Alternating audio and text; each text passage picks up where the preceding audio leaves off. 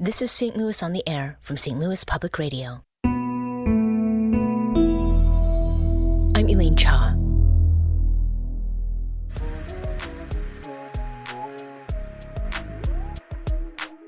This Saturday, thousands of people will gather along 2 blocks of North Euclid Avenue in St. Louis's Central West End neighborhood, and they'll be there to experience a bit of something that's huge in many parts of Asia, a night market. There will be vendors with food and drink. There'll be booths with handmade goods. Along with music and performances, there will be a live art auction and even a roving magician. But above all, there will be a community vibe this annual event strives to keep at its center. The event is called the Red Lantern City Night Market, and here to share the very St. Louis backstory of this yearly Pan-Asian carnival/bazaar/block party, we welcome its founder, St. Louis native Heidi Hamamura. Heidi, welcome. Hi, thank you for having me. We also have 2 of its longtime co-organizers, Mike Lee, owner of Saigon Cafe in the Central West End. Welcome, Mike. Hi, thanks for having us. And Dorrie Meyer, Red Lantern's event and venue coordinator. Welcome to you too, Dorrie. Yes, hi. Mm-hmm. And thank you all for joining us today. It must be a very busy week. Very busy. Yeah. Absolutely. So Heidi, take us back to the pandemic period and how your family's history with a long-standing St. Louis nonprofit sparked the idea for the first iteration of Red Lantern. When talking to them, I know like during COVID, the Japanese festival at the Garden, we missed out on that, and that's where they get a lot of their funds from. So we kind of got together and decided to do a little night market, trying to raise some money. And we did it at an event space where I met Dorrie, actually, that she helped me do. And I, gathered some of my friends that have Asian-owned businesses, and was kind of like, hey, I'm trying to, raise money for this nonprofit. I don't know how it's going to be and how it's going to go, but do you want to join? And they're like, yes, let's do it. Sounds fun, and we got Kieran to sponsor us because they're made in St. Louis. So we reached out to them. They sponsored us, and we were able to, raise a lot of money for them. Mm-hmm. And Kieran beer? Mm-hmm. Right, yeah. Right. How many people, Dorrie, came to that first year's event? I think we had 900 people came 2 days. Wow. Mm-hmm. I mean, do you think there was an appetite for it because of what was happening with the pandemic, Heidi? I do. I traveled a lot, and I've seen like night markets like in California and everything, and I'm like, this would be amazing to do here, and we don't have that here. So to be able to get that ball rolling of trying to do an event like that, I mean, we didn't know because, in St. Louis, it was about like only 250 people pre-bought tickets. So we're like, oh, okay, well, we'll see how it goes. And, knowing, people were waiting out the door. We had to turn people away each day and tell them to come back the next day because we were at full capacity of the event space. So, And that was in Soulard, right? Yeah. Mm-hmm. Yeah. So the first time, Mike, that you experienced the Red Lantern night market, was it before you became formally involved? Yeah, actually, I've known Heidi for quite some time, over 20 years now. And her father actually used to have a restaurant, right down the street from us, like the next block over. But yeah, for the first time, I think it was at the first event was at the original location in Soulard. And I think the following year was at Forest Park. Yeah, at Forest Park. But I went to the first year. I wasn't able to make it the second year. I run the restaurant, so it gets kind of busy sometimes. So didn't make that one, but thought it was a fantastic, idea to, start an Asian night market because I've been overseas and that whole vibe, we weren't really getting that. And in my head, I was just thinking, wow, this is such a great idea. That she started this and in some capacity, in the back of my head, I'm just thinking that thing could really take off. Mm-hmm. And so the idea kind of materialized for me when we were going to get together to do a collab. We had some money, some funds from our improvement district to use for our anniversary, but that was like at the tail end of the pandemic. So it was still kind of strange time for everybody to get out and, you know, go out and about. So I was like, let's just wait like a little longer to when people, you know, when everything's a little back to normal.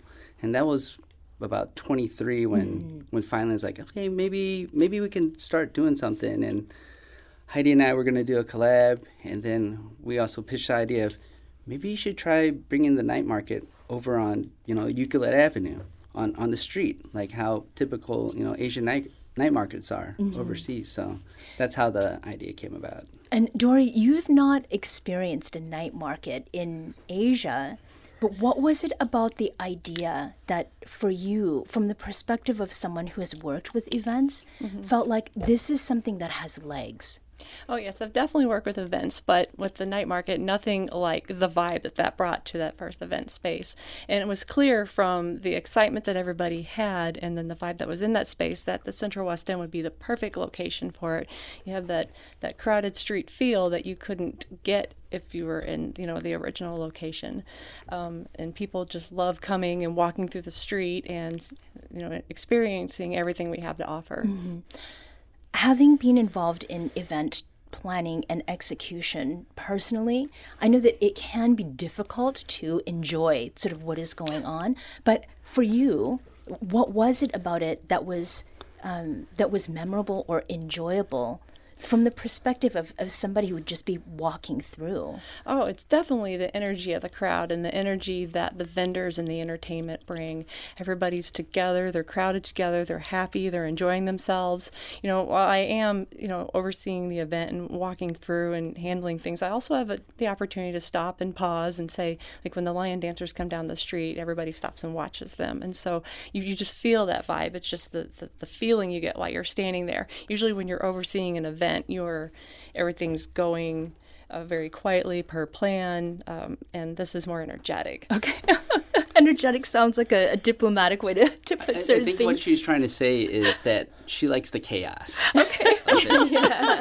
Yeah, it's a good chaos. It absolutely is. It's Controlled so chaos. fun. Yeah, You don't know, you controlled. know, things are just happening and everybody's just having fun, and you know, we have an itinerary, but we still have a great flow to the event where the people that are there make it even more so than what it is in plan. Yeah.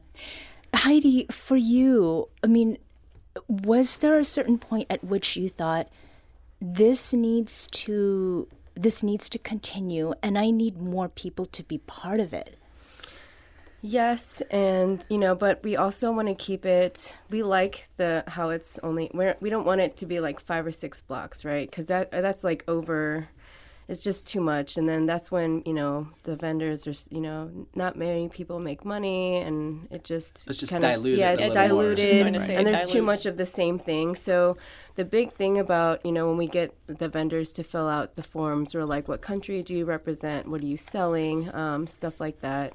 Because we want to make sure there's a little bit of everything. And joining with Mike, you know, when I first started it was very Japanese heavy culture, because that's kind of all I knew and that's who I was working with. But getting with Mike, now we have, you know, the Chinese, the Vietnamese, you know, and then our other friends are like Laotian, Thai, you know, so it's a Vietnamese. So I said Vietnamese, right? Yeah. We have a couple. So it's pretty diverse now. Yeah, it's very, is what she's very saying. diverse now, you know, because before, you know, I had a couple people ask me, like, why don't you have Chinese in there? Why don't you have this? Why don't you have Korean? I'm like, I'm trying. Yeah, You know, right. I'm trying to reach out to these vendors. Some of them don't want to do it, or they're too busy with their own brick and mortar that they can't stop on a Saturday to do it. So, So, Dorrie, I know that you are a transplant to St. Louis. You have a teen son who spent a little more of his life here in the St. Louis area. Yeah, his entire life. Yeah, and Mike and Heidi, for the two of you, I mean, you've known each other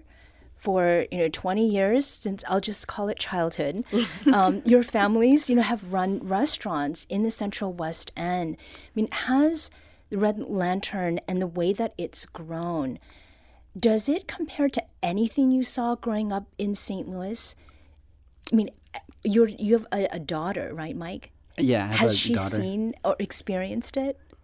The Red Lantern? Yeah. Yes, she's been. Yeah, they love it. And they'll be here. They'll be there that Saturday as well. My daughter and I have a son as well. Yeah. Yeah, no, definitely not. For me personally, growing up in St. Louis, the only thing maybe remotely close would be the Japanese festival that Yes, in that scale. And they do Yeah. a fantastic job over there. Right. And, that's in a controlled environment in the botanical gardens. But, But bringing that's just that. Japanese culture, right? Right, so right, us doing exactly. this, it's like a whole variety. Correct. Of knowing also small businesses and, that are in St. Louis also, Yeah. Gives them exposure, Yeah, which exposure, is lots of great. I mean, just a lot of people don't know about those small businesses. So when they come in and participate in these events, it gives them that added exposure, which is Just great like to see. I noticed your earrings from My Squish, right? Oh, I don't know where they came you from. didn't? These were a gift, though. They do Probably look like they my look squish. exactly like My Oh, Squish. okay. And that's one of the vendors, Yes. right? Yep, the little It's a mother-daughter. Yes. Okay. Yeah. Well, and I think getting to this understanding that the Red Lantern, the night festival is happening in the Central West End, but it is drawing people from all over the region, and Asians are everywhere, right? All different kinds of Asians. In terms of the way that you approach the vendors and who's there, Dorrie, as an organizer, what is it that people can expect, and how does it reflect sort of this regional diversity? People can expect a wide, diverse offering of vendors at our market. We have some people that have been with us since the beginning, or maybe the second or third one, and then every year we learn about newer vendors that would like to be a part of our market. So I think it does reflect well on the diversity that St. Louis has to offer, and it brings it to the public's attention. Mm-hmm. Can you give us a few of the numbers? So I know that there are, or there have been, more and more people coming to this annual event. And in fact, one of my colleagues heard the promo today from the booth, and he came and asked me about this festival. He's a lifelong St. Louis, and he had not heard of it. Oh. So, yeah, how many people have come over the years? So the first year we had it in the Central West End, we were just one block. We had about 23 vendors and about 6,000 people. The second year we had it in the Central West End, we expanded to 2 blocks. We had about 50 vendors and around 12,000 people. And we're expecting the same size or greater crowd this year, and we have around the same amount of vendors. Mm-hmm. And there are some vendors who are going to be kind of debuting in a way, or showing up shortly after starting their businesses. I think there's like a food truck and El Dragon. El Dragon. They're going to be their first one. So this is going to be their very first event. We're really excited for them. They've been working on this project for a year to get their food truck going and stuff. So we're really excited for them. I think District 8. Yeah, District 8. Last year it was theirs, It was and his now first year. Yeah, it was his first year. So and he's at like almost every festival now. He's doing amazing.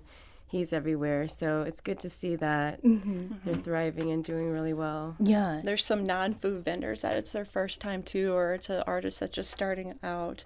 There's Chicken. There's a couple more just like that. Let me see here. Fourier Nimbus. They're a home goods and art type store, and they just started as well. They just opened their brick and mortar, and so they reached out to us and asked to be a part of the market. Okay. Yeah, there was a couple. I think they got a hold of us very last second. I don't know how we got them in last year though, but they have a booth called Handmadeify, and they hand stitched these dolls, and they were from Vancouver. Oh. Vancouver. Okay. Yeah, and they came all the way down here. They somehow got in. We were able to squeeze them in. We were excited. We were like, hey, this is like a perfect fit for us. Oh, that's great. And they said it's like their best Best ever, event ever that they and ever this is what they had. do. Yeah. Oh, wow. They had the Yeah. bouquets. They Yes. had pop-up cards. And you saw so many people walking around with those. You know, Yeah. everyone's like, "Where'd you get that?" And they're like, "Over there." And that's what's great So- about the street atmosphere is you could be walking around with something and somebody else sees it and they ask, where did that come from? And so then they can guide that person to that tent so they can get that. Thank you for talking with us about this event that is coming up on Saturday. Heidi Hamamura is the founder of Red Lantern City Night Market and the chef owner of Taberu STL. Mike Lee is owner of Saigon Cafe, and Dorrie Meyer, also a co-organizer of this festival. They're all part of the team that puts this together. Dorrie, Mike, and Heidi, thank you for joining us today, and good luck on Saturday. Thank you so much. Thank you.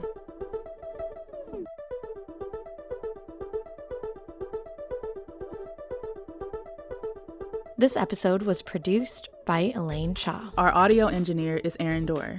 This podcast was mixed and edited by Aaron. Our executive producer is Alex Hoyer. St. Louis on the Air is a production of St. Louis Public Radio. Understanding starts here. Do you find yourself regularly listening to episodes of St. Louis on the Air? Suggest us to a friend you think might enjoy our conversations. And leave us a review and rating on Apple Podcasts on the App Store. It's the simplest way to help people discover our show. Thanks. St. Louis Public Radio is a member-supported service of the University of Missouri St. Louis.